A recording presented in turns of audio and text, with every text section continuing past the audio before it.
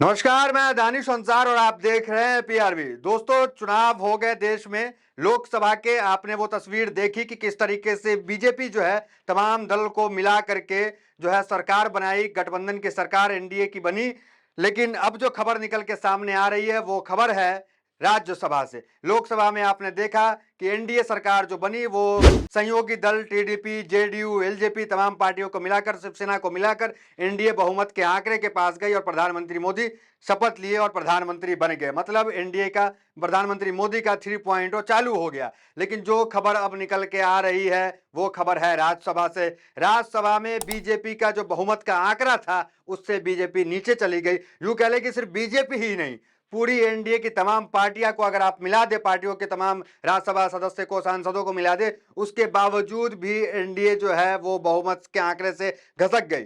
India गठबंधन है, India गठबंधन को बहुमत राज्यसभा में नहीं है, लोकसभा में भी बहुमत नहीं है इंडिया गठबंधन को। यही कारण है प्रधानमंत्री मोदी जो है 3.0 चालू हो गया और प्रधानमंत्री मोदी तीसरी बार प्रदेश के प्रधानमंत्री बन गए। लेकिन राज्यसभा से जो खबर निकल के आ रही है वो बीजेपी को झटका देने वाली बात है। तो अब सवाल उठ रहे हैं कि एनडीए जो बहुमत के बाहर हो गई उनके लिए कितनी मुश्किल होगी कोई भी बिल पास कराना, क्योंकि बिल जो है यहां से पास होता था। तो अब लोग सवाल उठा रहे हैं कि जो मनमानी, जो तमाम बिल जो बीजेपी पास कर देती थी, अब वो कैसे पास करेगी, अब वो बिल पास कैसे होगा।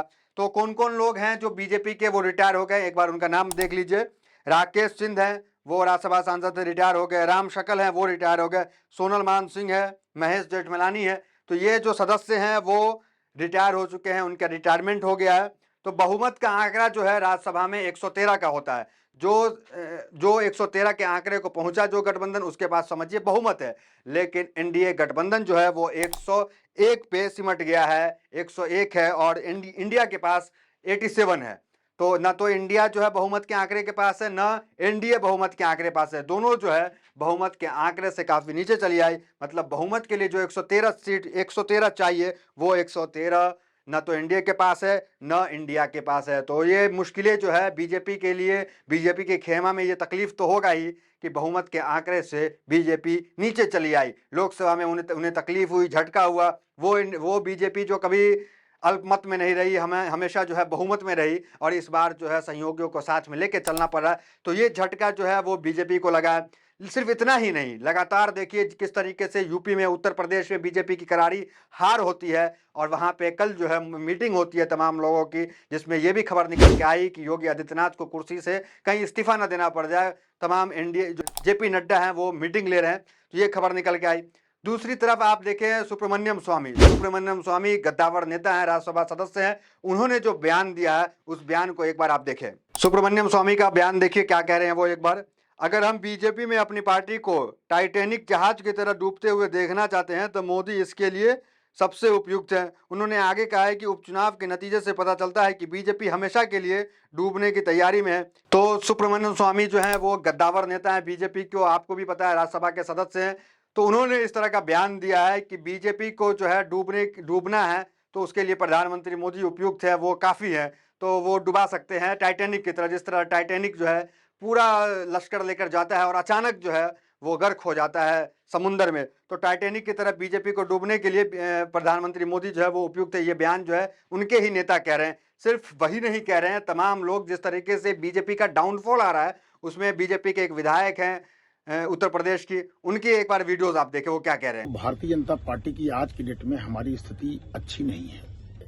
उस स्थिति के हिसाब से हमारी सरकार बहुत ही स्थिति खराब है। हमारी सरकार बनने की स्थिति आज के डेट में नहीं दिखाई पड़ रही है। तो बीजेपी के लिए जो खबर, जब से 1 महीना हो गया प्रधानमंत्री मोदी को शपथ लिए, उसके बाद जो भी खबर निकल के आ रही है वो बीजेपी के हक में जो है बेहतर नहीं दिख रही है। लगातार बीजेपी को है कहीं ना कहीं झटका लग रहा है। आप देखिए लोकसभा में किस तरीके से बहुमत में नहीं आई, फिर उसका राज्यसभा में बहुमत के आंकड़े से बीजेपी खिसक जाती है, और जो जो सहयोगी दल है उनका किस तरीके से दबाव बीजेपी आ रहा है। तो बिहार से जो खबर निकल के आ रही है उस पर भी अगर आप गौर करेंगे कि बिहार में नीतीश कुमार किस तरीके से दबाव जो है वो बीजेपी पे बना रहे हैं लगातार विशेष राज्य के दर्जों को लेकर। दूसरी तरफ बीजेपी एनडीए के जो मंत्री हैं वो कह रहे हैं कि नहीं मिलेगा दर्जा, सिर पटक ले। जीतन राम मांझी की हम बात कर रहे हैं, वो कह रहे हैं कि कितना भी सिर पटक ले नीतीश कुमार, बिहार को विशेष राज्य का दर्जा नहीं मिलेगा।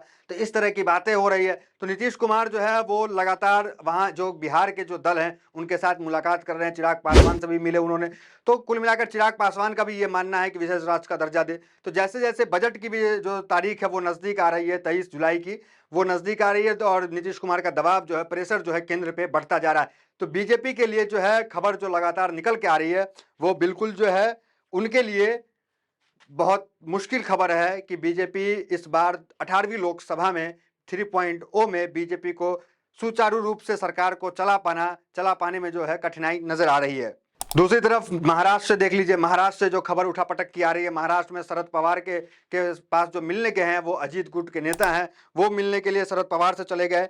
तो इसको लेकर के भी बयानबाजी चल रही है कि महाराष्ट्र में क्या कुछ होगा, क्योंकि महाराष्ट्र में भी चुनाव विधानसभा के आने वाले हैं, 4 राज्य में चुनाव आने वाले हैं विधानसभा के। और बीजेपी की जो स्थिति उपचुनाव में हुई, आपने उपचुनाव में देखा कि उस तरीके से 10 सीट जो है वो इंडिया गठबंधन जीत जाती है और बीजेपी जो है 2 सीट पर सिमट जाती है। तो बीजेपी का जिस तरीके से ग्राफ गिर रहा है, वो बीजेपी जो हिंदुत्व के पीछे पे हमेशा जो है हिट रहती थी, हमेशा जो है हर चुनावी मैदान में उसे फायदा मिलता था, लेकिन इस बार वो फायदा मिलता दिख नहीं रहा है। तो लोग जो है यहाँ पे कयास लगा रहे हैं कि क्या बीजेपी जो दावे करती थी 50 साल 100 साल सत्ता में बने रहने का, वो बीजेपी का डाउनफॉल शुरू हो गया। वो बीजेपी जो कांग्रेस को खत्म करने की बात करती थी, वो बीजेपी अब जो है खुद धीरे धीरे जो है खत्म होने के कगार पे आ रही है। तो इस तरह की चीज लोग सोशल मीडिया पे लिख रहे हैं और राजनीतिक पंडित ये बयान कर रहे हैं, ये बता रहे हैं कि आने वाले 2029 के चुनाव में बीजेपी की स्थिति बहुत खराब हो सकती है। इस खबर पे आपकी क्या प्रतिक्रिया, जो भी प्रतिक्रिया कमेंट बॉक्स में जरूर बताएं। तो फिलहाल इस वीडियो में इतना ही, मिलता है अगले वीडियो से। बने हमारे साथ। बहुत बहुत धन्यवाद।